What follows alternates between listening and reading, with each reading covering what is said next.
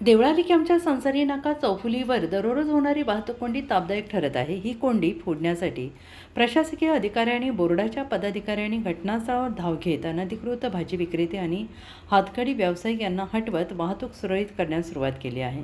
प्रशासनाने या कारवाई सातत्य ठेवून वाहतूक कोंडी कायमची सोडवावी अशी नागरिकांची मागणी आहे.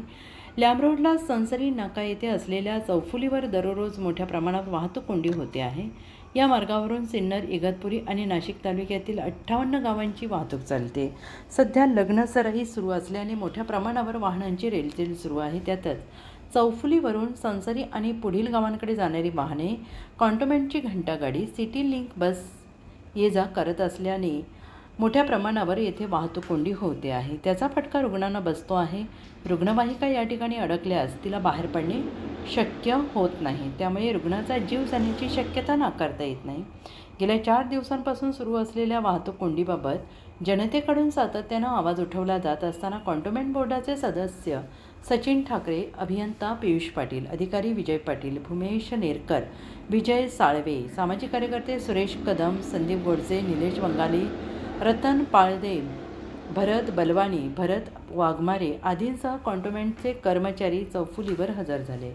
कोणत्याही परिस्थितीत भाजी बाजार येथे भरणार नाही याची काळजी घेत या ठिकाणी उभे राहणारे हातगाडीवाल्यांना सुद्धा बचाव करण्यात आला. याशिवाय संसरी नाका येथे ST महामंडळाचे निवारा शेड हे अडथळा ठरत असल्याचे ते तातडीनं हलवण्यात आले. चौफुलीच्या चारी बाजूने रस्त्यावर ज्या व्यावसायिकांनी अतिक्रमण केले आहे त्यांनाही नोटीस देऊन ते काढण्यास भाग पाडले जाणार आहे. प्रसंगी त्यांच्यावर कायदेशीर कारवाई देखील होणार आहे.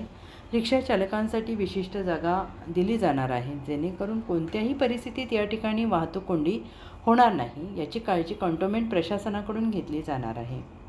5 वर्षापूर्वी लॅम्बरोडचे हस्तांतरण कॉन्टोमेंटकडून सार्वजनिक बांधकाम विभागाकडे करण्यात आले. त्यानंतर या रस्त्याचे काम झाल्यानंतर रस्त्यावर मोठ्या प्रमाणात अतिक्रमणे वाढली आहेत. मात्र याकडे सार्वजनिक बांधकाम विभागाचे दुर्लक्ष होत असल्याने वाहतुकीला ठिकठिकाणी अडथळे निर्माण होत आहेत.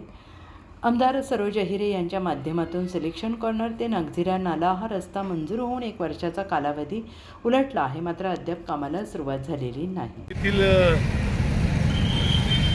हा जो वाहतुकीचा प्रश्न आहे, फार दिवसांपासून नागरिकांची मागणी, अचानकपणे सायंकाळच्या वेळेस लगन सराई असेल किंवा काही कारण असेल, इथं वाहतूक कोंडी होती आणि ती वाहतूक कोंडी 40-45 मिनटं चालते.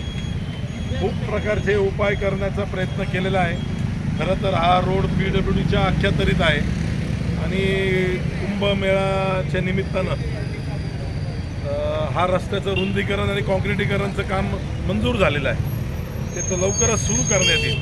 पण रोज देवळालीवासियांना किंवा बगूरला जाणारे किंवा आजूबाजूच्या खेड्याला जाणाऱ्या लोकांना याचा भयंकर त्रास होतो. एखाद्या कुणी बाहेर निघाला तर त्याला 1.5 तास आपल्याला इथून या कोंडीतून निघता येते. आणि म्हणून 2-3 दिवसापूर्वीच आमची कॅन्टोन्मेंट बोर्डाची मीटिंग झाली. आदरणीय ब्रिगेडियर साहेब, पांडे साहेब, आमचे CO त्रिपाठी साहेब, मी स्वतः, आम्ही सर्वांनी बोर्ड मिटिंगमध्ये हा निर्णय घेतला तर जेव्हा ते रुंदीकरणाचं काम सुरू होईल तेव्हा होईल.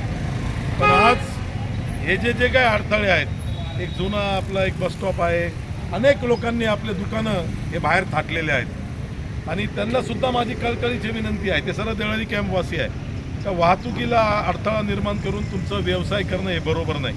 आणि म्हणून आज आमचे बांधकाम विभाग असेल, अतिक्रमण विभाग असेल, पाणीपुरवठा विभाग असेल किंवा विद्युत विभाग असेल, ह्या सॅनिटेशन विभाग असेल, ह्या सर्व विभागाचे पदाधिकारी इथं घेऊन आलो आहे. आम्ही लोकांना विनंती करून सांगितलं आहे, तुम्ही जे अतिक्रमण काढले ते बाहेर काढा.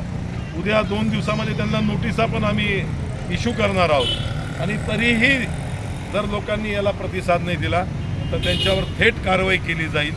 हा जो आमचा आनंद रोड म्हणतो आम्ही त्याला, हा ग्राउंडकडे जाणारा रस्ता आहे, यालासुद्धा आम्ही आता रुंदीकरणाचा प्रस्ताव आता लगेच हाती घेतो आहे.